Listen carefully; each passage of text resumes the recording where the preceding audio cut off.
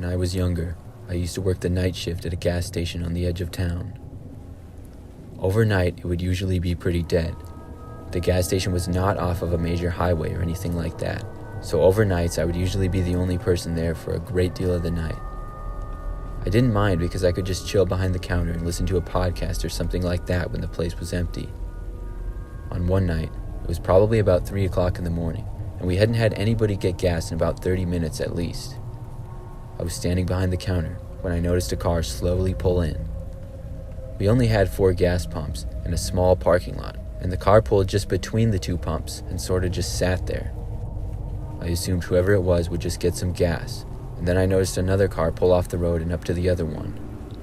They both sat there in the parking lot sort of next to each other for a little while.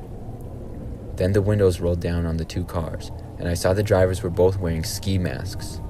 This is when I got sort of concerned. They were not getting gas and appeared to just be talking to each other. Finally, I saw their doors both open at the same time, and both men got out. When they did, they both started heading towards the store where I was sitting behind the counter.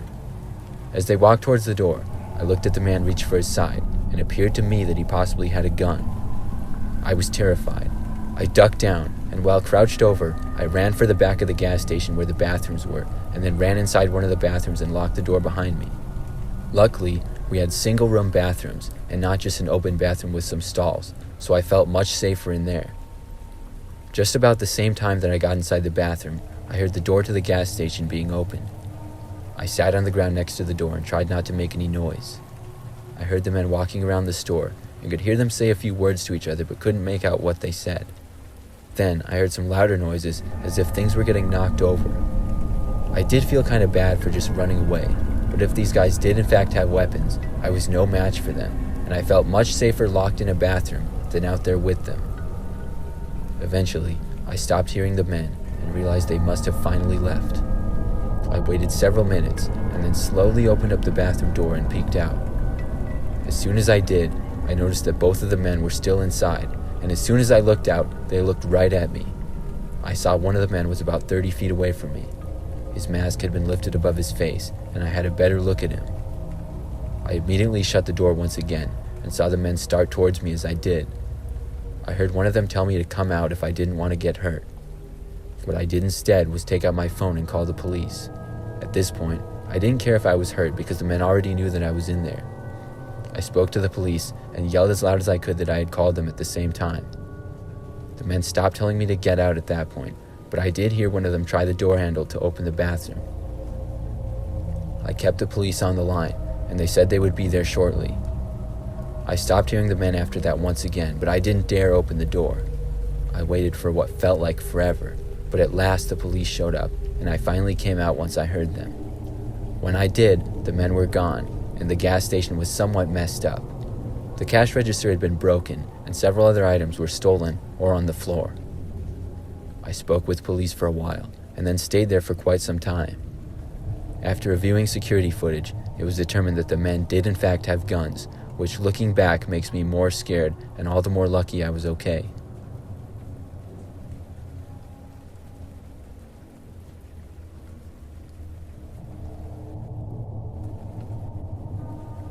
This happened several years ago during a road trip back home from Ohio. I was about 5 hours into my drive, and I was tired and thirsty. It was pretty late at night, which made for smooth sailing on the freeway, but eventually the gas light on my car came up, and I figured it was time to fill up at the next stop. When I got off the freeway and into the next available gas station, I could see right away that it wasn't the nicest of areas. Some buildings were deserted, and others were in pretty rough shape. I got out of my car and pumped some gas.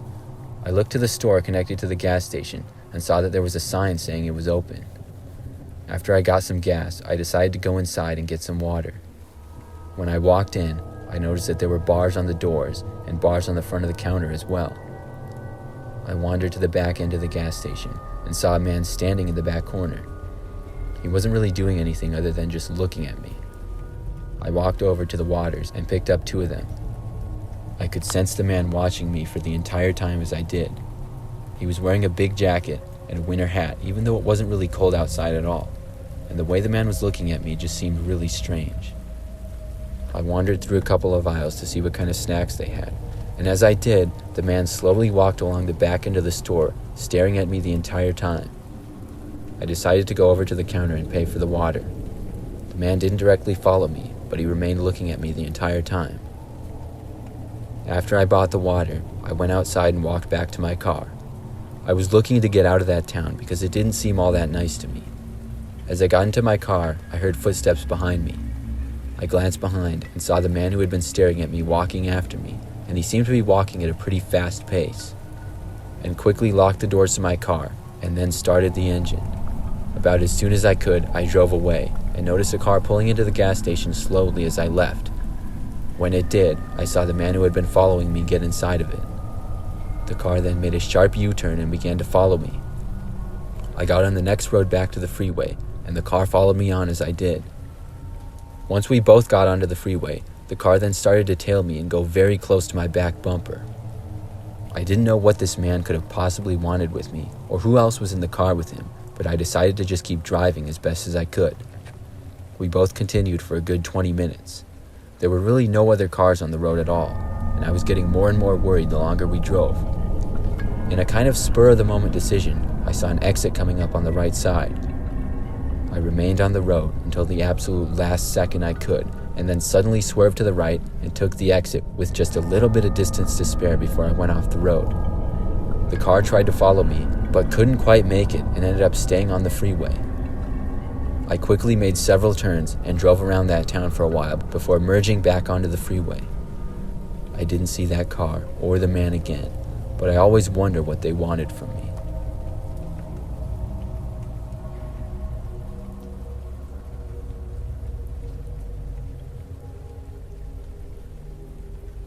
Several years ago, I was traveling through a very rural area where I received no service on my phone or anything like that.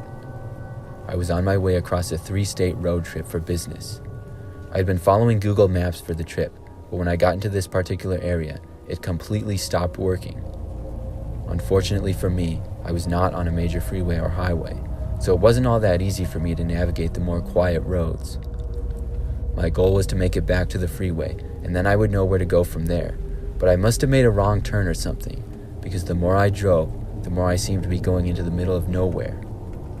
All I was seeing was trees and country land, with not even any other cars on the road in sight. It was about 11 o'clock at night, and at last I saw a gas station on the right side of the road. I had plenty of gas in my car, but without service, I figured I could stop and get either a map or I could ask who was working how to get back to the freeway. I pulled in to see that nobody else was at the gas station, but the lights inside did appear to be on, so I decided to give it a try. As I walked up, I noticed that the whole place seemed to be really outdated and looked like it was straight out of the 1990s. I parked my car and got out and walked inside. Sure enough, the door was unlocked, but once I got inside, things seemed even more strange. The place literally looked like it hadn't been touched for 20 or 30 years. It was abandoned, but did have some products for sale. I looked at the front counter, but I couldn't see anyone there. I walked over to it and looked beyond the counter.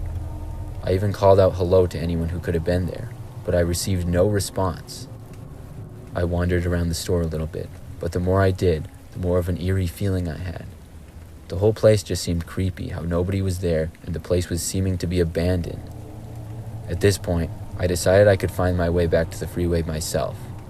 I wasn't comfortable there anymore, and I decided to leave and walked out. I got back inside my car and started it up. I took a look back at the gas station and noticed at the window directly in front of me, there was a man with his face pressed up against the glass with an insanely creepy smile on his face looking right at me. I wasted no time in driving away. I didn't look back and drove on the road until finally I had some service again. My maps connected once more, and I was able to make it back to the freeway. Looking back at that trip, I always get the creeps when I think of whoever that guy was looking at me the way that he did.